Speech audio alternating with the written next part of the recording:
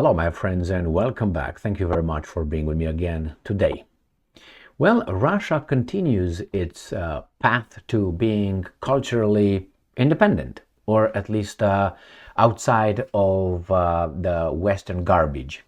Western garbage, I'm not talking about us in general, because you see, there's certain kind of culture that's pushed onto us very strangely by the mass media, by news and entertainment, mass media, politicians, school.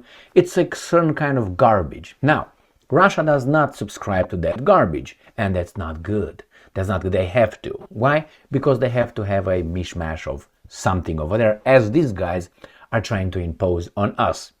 So what do they do? Here it is, partly. Russia Today, November 20th, 2023.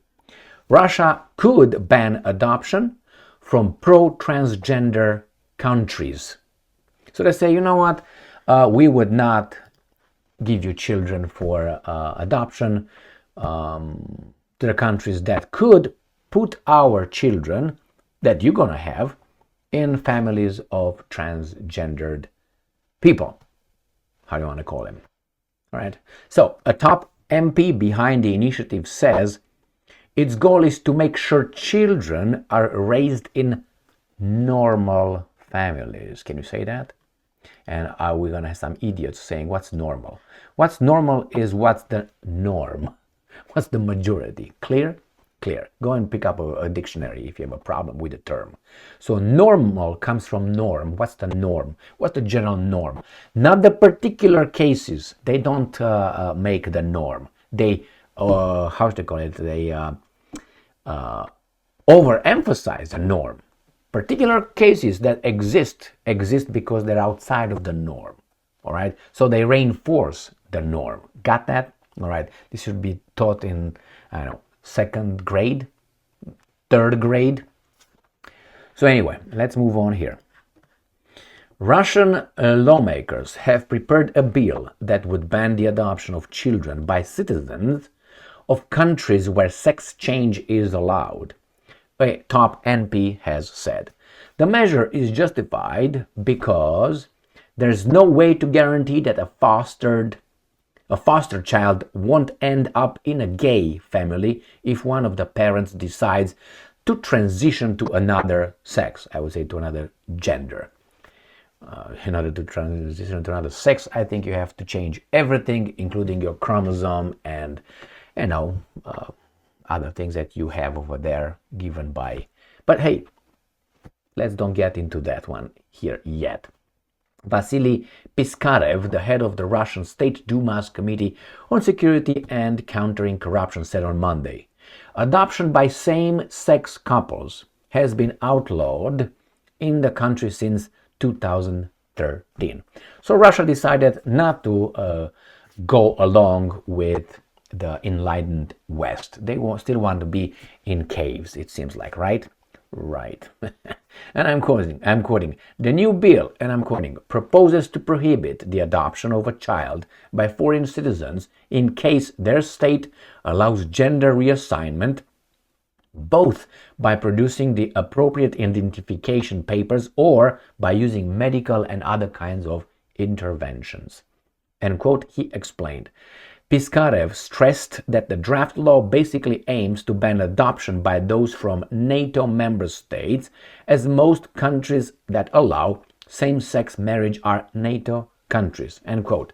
Russian lawmakers must make sure that a foster child, and I'm quoting, grows up and develops in a normal family where there's a biological father and a mother. The MP, who represents the ruling United Russia Party, said.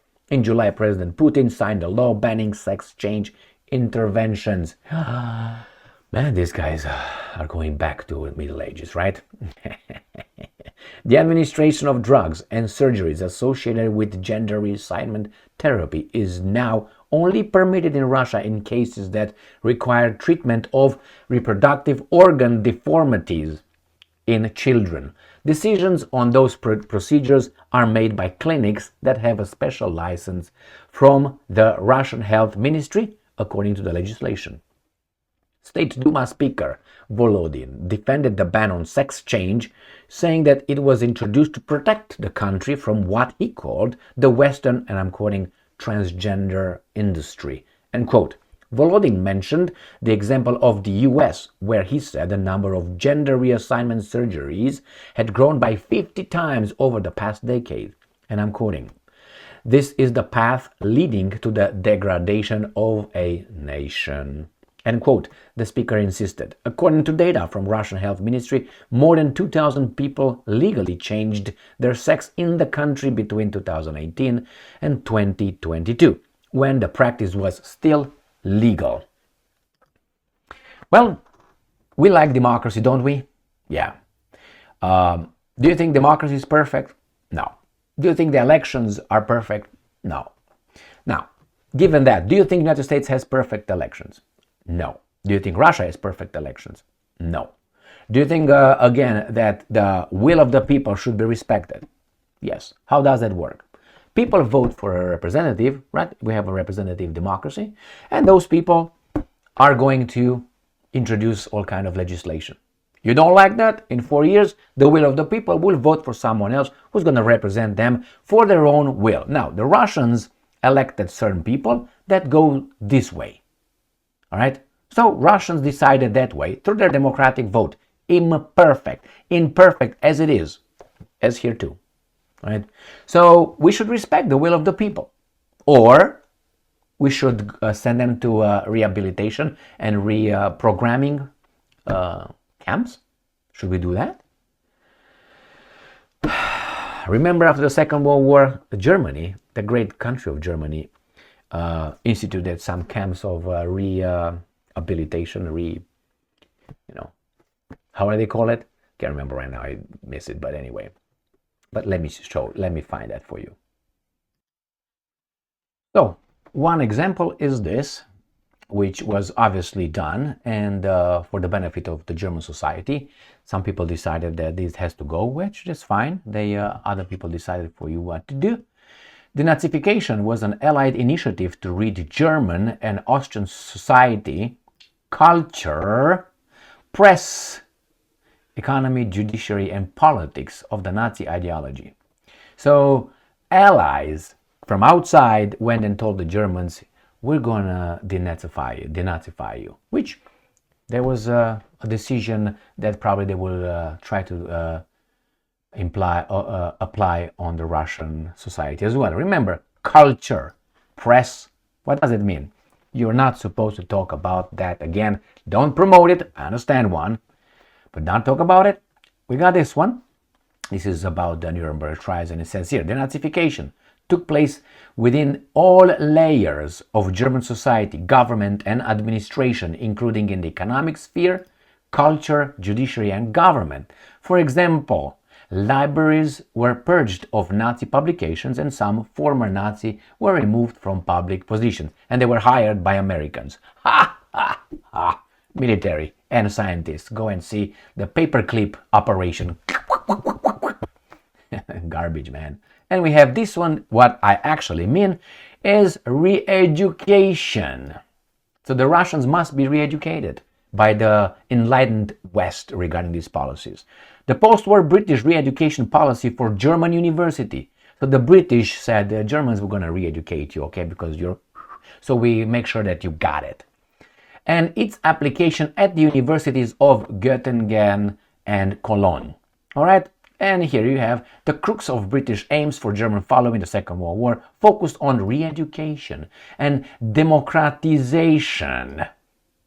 All right, and well aware of the victors' policies following World War I that failed to prevent Germany from pursuing an expansionist path. Once again, the plan was to help Germany. In the name of helping, we're going to do like this with your liberty and free speech. Learn from her problematic past. This aims... United States doesn't have to learn anything from its problematic drop of 2 atomic bombs, does it? These aims extended to higher education. British reformers believed fascist ideology had prevented the universities and that they too needed to be made democratic again. Well, if you make it democratic again, then why you don't have elections at the universities and you have appointments?